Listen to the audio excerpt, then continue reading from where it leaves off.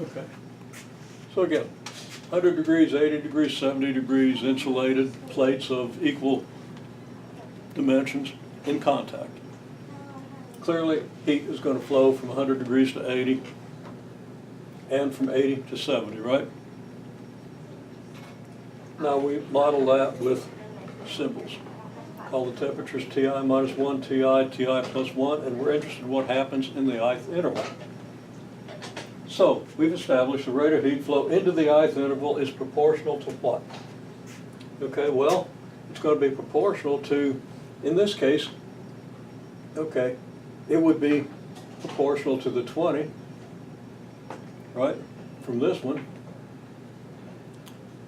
and proportional to negative 10 as you go from here to here, right, because heat's flowing out.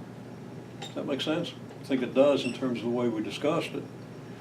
Well, you can see by the way the numbers work here, you'd have to subtract the 80 from the 100 to find the rate at which heat flows from here to here, assuming this is a positive direction, right? And that's the way we've kind of got it set up. Increasing I is going to be the positive, what we take to be the positive direction, right? Now you can always choose your coordinate system. But anyhow,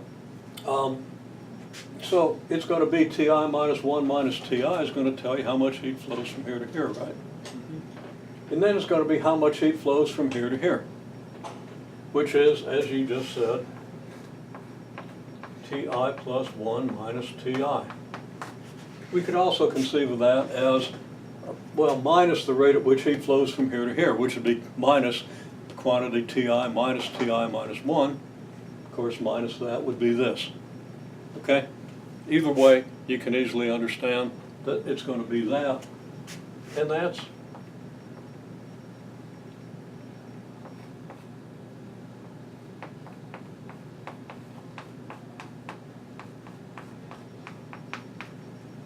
this. Okay?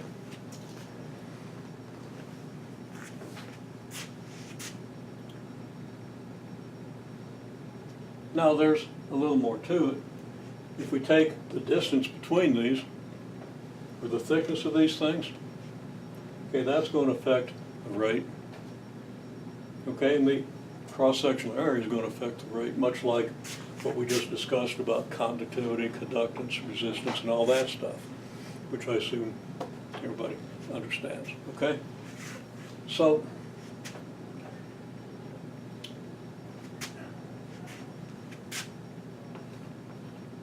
if I use R for the rate of heat flow,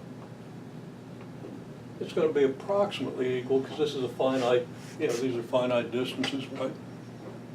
And in reality, we probably don't have, maybe at the instant of contact, that is what we have, okay?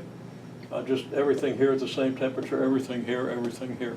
But what we're really looking at is we've got something here with some temperature,